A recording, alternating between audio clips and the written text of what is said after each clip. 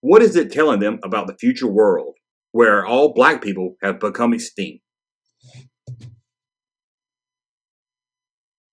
A long time ago in a galaxy far, far away.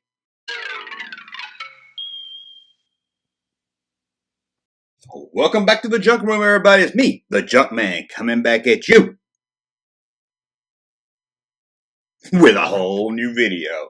So what are we going to talk about today? Well, I'm going to try a new series, maybe a series. You know, I like to throw that out there. Tell you I'm going to do a new series, and then I do episode 1, and I never do another one. Sometimes I do some series. So throw it out there and see if you guys like it, and then we'll add to it. This is what I'm going to call, or thinking of calling, Star Wars Newsstands, where we're going to look at some Star Wars articles back before, probably stop around 1990, or at least by the prequel era. We're going to look at mostly stuff, news articles that were in newspapers around the time of the original trilogy. 77, 80, 83, you know what I'm talking about. Maybe even some before 1977, where they were talking about the upcoming film Star Wars. So that's my plan right now, is to pull up some of these old articles and kind of give you my thoughts on that article. Thought it might be a little fun and a little different. Now, before we get started this video, as always, if you'd like to support the channel so I can make some other great content, head over to patreon.com and become a Patreon supporter.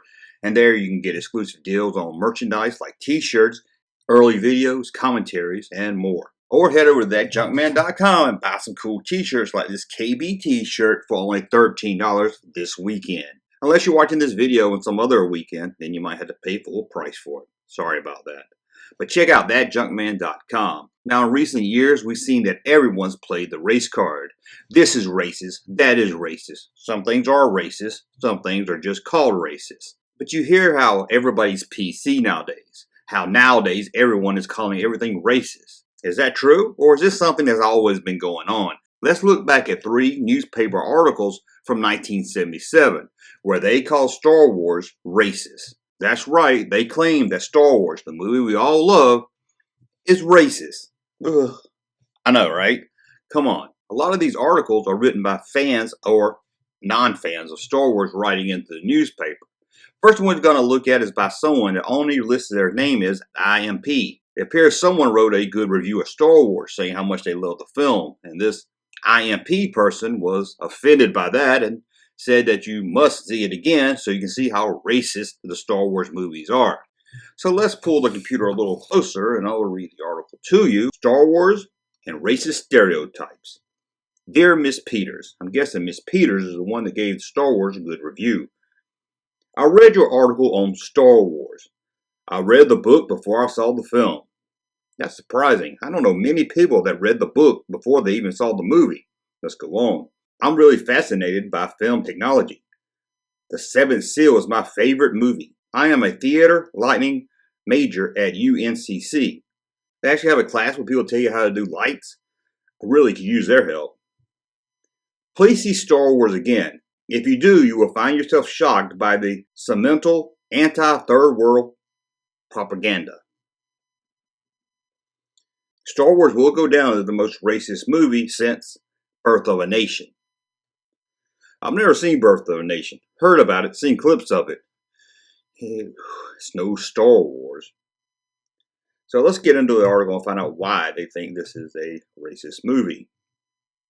In the film, you will find Arabs and Nazis. I said the N-word. No, the other N-word. Guess YouTube's going to pull the ads off this video. Anyway, you'll find Arabs and Nazis. And Indians. Doesn't Darth Vader sound like William Marshall, James Earl Jones, Jeffrey Holder, and Ozzie Davis all wrapped into one?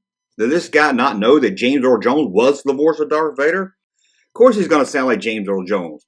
It is James Earl Jones. Let's go on. I mean, he sounds black. Now, isn't that racist? To say and someone sounds black? Maybe he's the racist one. Or she, or whatever IMP are. Maybe it means Imperial. Maybe the name stands for Imperial. Anyway, I see Star Wars as an excuse in racism. So that was an article written to a newspaper about how Star Wars is racist. They didn't really make any good claims here. They said the movie is racist against Arabs. I don't remember seeing Arabs in Star Wars. Nazis, I don't remember that. And Indians. They didn't really make any valid points or anything at all, so let's skip this article and go on to the next one. This next one, we've got two articles. Article about how Star Wars is racist, and then a follow-up, someone writing in telling them how they're wrong. So let's pull this up. Star Wars Racist, dated October 22nd, 1977. Dear Sir, very polite way to start a letter. I'm sure many of us witnessed the future shock of the best-selling movie Star Wars, which, in my opinion, is one of the most racist flicks ever produced. Flicks. I'm not going to say it. Remember the force of evil? All dressed in black. Also has the voice of a black man.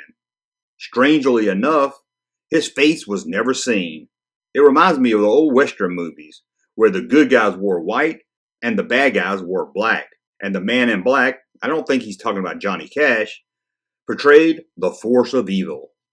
We all saw strange looking creatures, animal types, some part human, and some part animals. None of these things or people were black. Of course, there was one ape character. I wonder who he was to represent. Ape character. At first, I thought maybe he meant someone in the Mos Eisley Cantina in the background or something, but I'm thinking he means Chewbacca. Call Chewbacca an ape. I don't know what you call someone that's racist against Wookiees, but this guy's it. Maybe as an adult, we just label this as entertaining. The special effects and colorful scenes may very well be loved by the kids, but not for the black kids of today.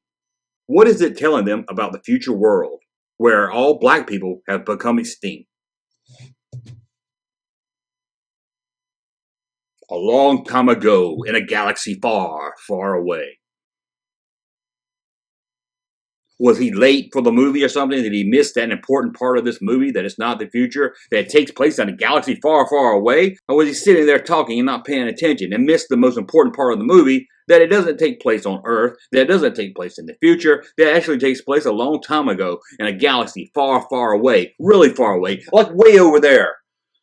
Let's go back. Star Wars was not a bad movie. Hey, we agree on something. Regardless of what the force of the future may be, we are the children of African people, helped build America and its territories. The blood, sweat, and tears with our lives. My force tells me we'll always be a part of the whole human race, and my force is the force of nature. William V. Robertson, St. Thomas. Again, like the other article, doesn't really make any good points or arguments here. And I don't know about you, but it seemed like maybe Kevin Smith read some of these articles when he was a kid before he made Chasing Amy. You know what I mean. Those movies are about how the white man keeps the brother man down, even in a galaxy far, far away.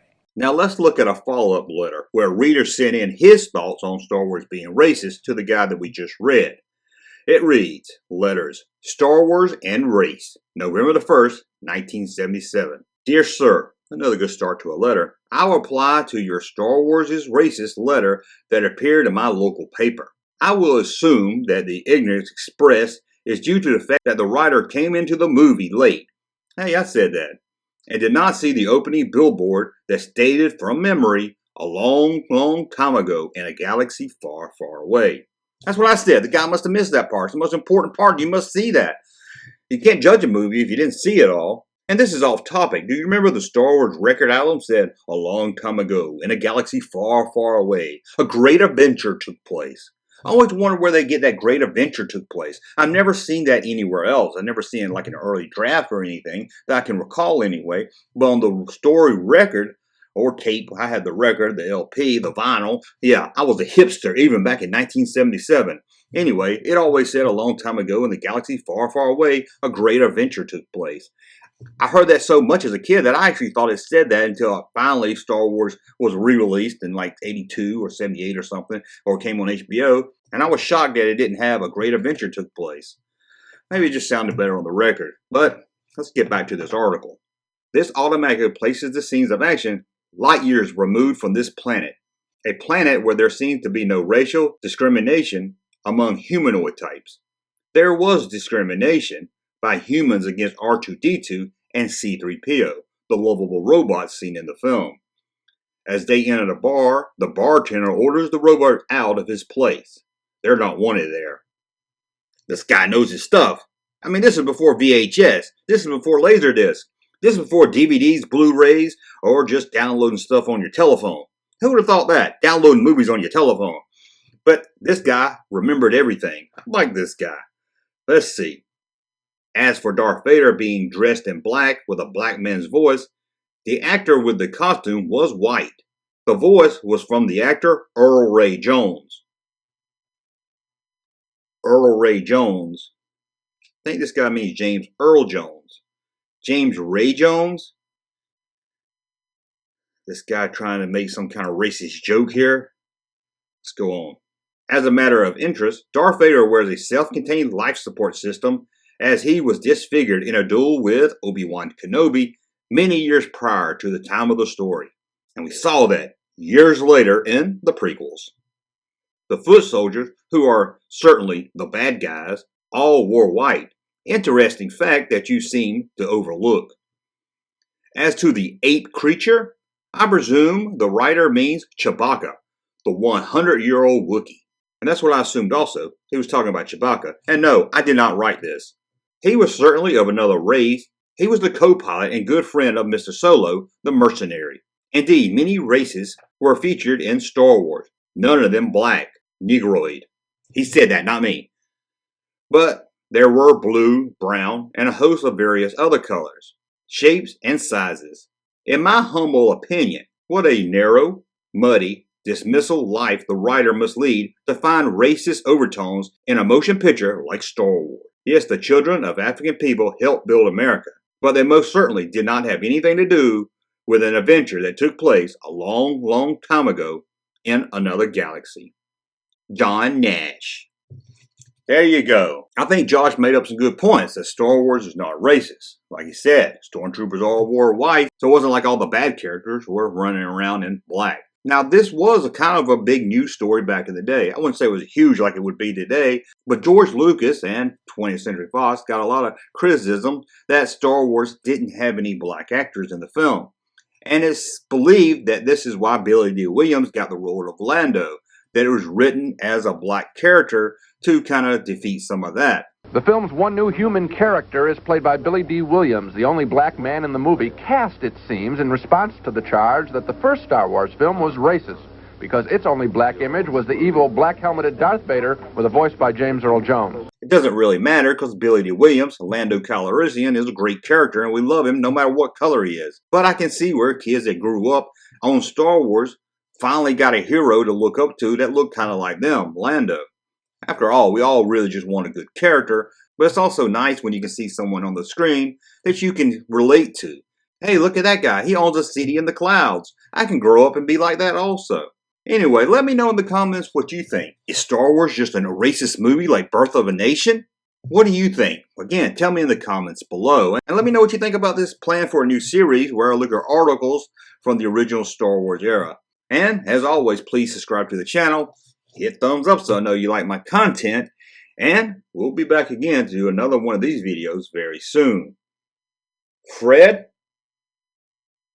take me out of here. Thank you, sir, for that unsolicited testimony.